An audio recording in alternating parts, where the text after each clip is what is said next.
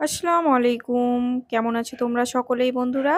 আশা করি তোমরা সকলেই অনেক, অনেক ভালো আছো, আনন্দে আছো, সুস্থ আছো। আলহামদুলিল্লাহ আমিও অনেক ভালো আছি। প্রথমেই জানাই আমার সকল বন্ধুদের জন্যই রইলো অসংখ্য ধন্যবাদ, অনেক, অনেক ভালোবাসা ও শুভকামনা। আজকে আমি তোমাদের সঙ্গে শেয়ার করতে চলে এসেছি পুঁই শাকের রেসিপি। তো ছোলার ডাল দিয়ে পুঁই শাকের রেসিপি একেবারে অন্য স্বাদে আর খুব সহজেই বানিয়ে ফেলবো এই পুঁই শাকের রেসিপি ছোলার ডাল দিয়ে। তো কিভাবে আমি ছোলার ডাল দিয়ে পুঁই শাকের রেসিপি বানিয়ে থাকি তার জন্য কিন্তু তোমরা পুরো ভিডিওটির সঙ্গে থেকো। আর আমার সকল বন্ধুরা, প্রিয় প্রিয় ভাইয়া আপুরা, ভিডিওর শুরুতেই একটা লাইক দিয়ে দিও।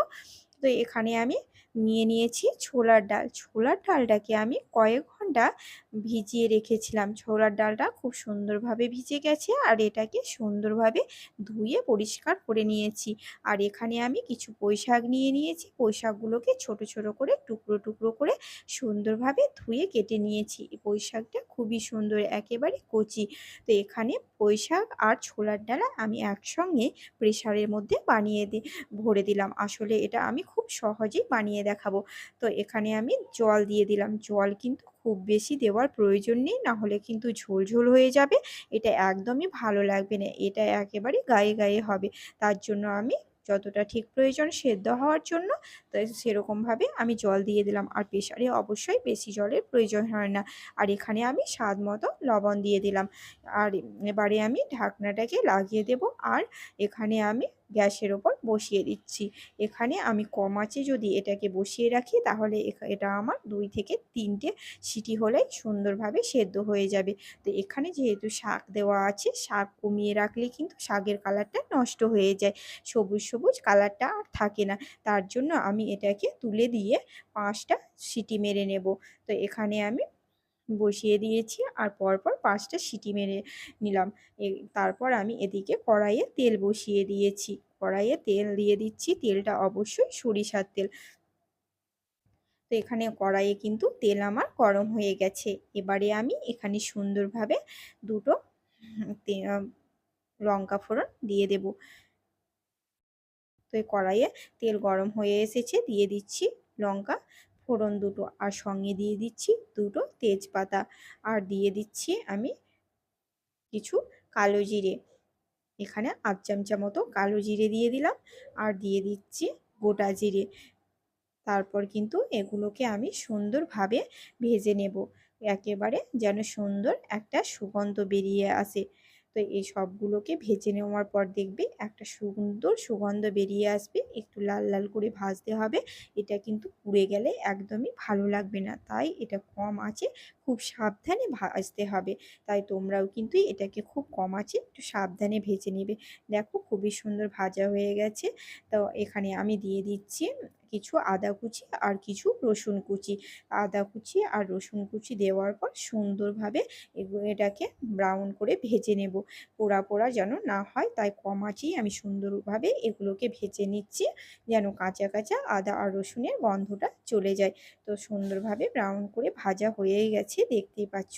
এবারে আমি এখানে ২ টো পেঁয়াজ কুচি করে রেখেছিলাম, পেঁয়াজ কুচিগুলোকে দিয়ে দিলাম। পেঁয়াজ কুচিগুলোকে সুন্দরভাবে ছোট ছোট করে কেটেছি।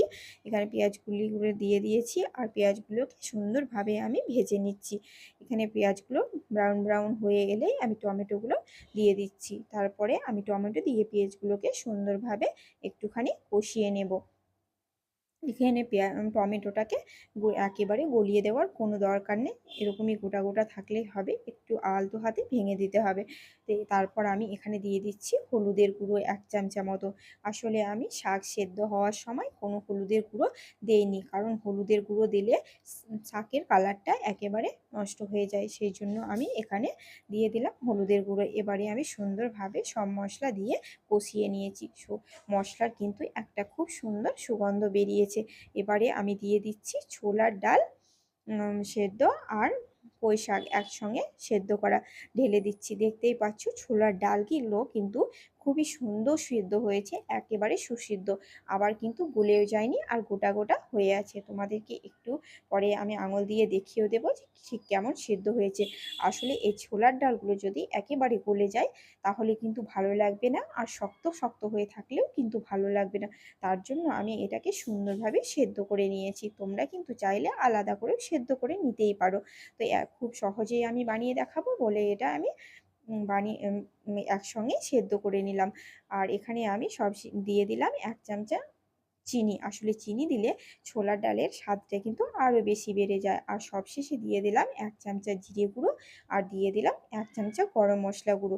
আসলে ছোলার ডালের সঙ্গে একটু গরম মশলা দিয়ে দিলে বেশ মাংস মাংস সুগন্ধ বেরিয়ে আসে। তো এখানে আমি ছোলার ডালের সঙ্গে আর শাকে 1 চামচা গরম মশলা ফেলে দিয়েছি। মাশাআল্লাহ খুবই সুন্দর একটা সুগন্ধ বেরিয়েছে।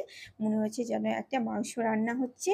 তো এটাকে এবার আমি সুন্দরভাবে ফুটিয়ে নিলাম। দেখতেই পাচ্ছ কত সুন্দরভাবে ফুটে গেছে, আর কালারটাও খুবই সুন্দর হয়েছে। এখানে আমি সবশেষে দিয়ে দিলাম কিছু লঙ্কা চেরা। তোমরা দেখলে আমি কিভাবে ছোলার ডাল দিয়ে পুঁই শাকের রেসিপি বানিয়ে থাকি খুব সহজে। তোমরা কিন্তু এভাবে একদিন বাড়িতে ট্রাই করে দেখতে পারো, খুবই ভালো লাগবে তোমাদের। আর ভালো লাগলে চ্যানেলটিকে লাইক, শেয়ার, কমেন্ট ও সাবস্ক্রাইব করে আমার পাশে থেকো। তো আমার রেসিপিটি কেমন লাগলো তোমরা জানাতে কমেন্ট বক্সে ভুলো না। সবাই অনেক অনেক ভালো থেকো, সুস্থ থেকো। দেখা হবে তোমাদের সঙ্গে আরও একটি নেক্সট রেসিপিতে। এই যে দেখতেই পাচ্ছ কত সুন্দর গরম গরম সুগন্ধ খুবই সুন্দর বেরিয়েছে। আর মাশাআল্লাহ এটা গরম ভাতের সঙ্গে খুবই ভালো লাগে। যারা মানে শাক বা ডাল খেতে ভালোবাসো তারা অবশ্যই একবার বানিয়ে দেখবে, ভীষণই ভালো লাগবে এই রেসিপি। সবাই অনেক অনেক ভালো থেকো, সুস্থ থেকো। দেখা হচ্ছে নেক্সট ভিডিওতে। আল্লাহ হাফেজ।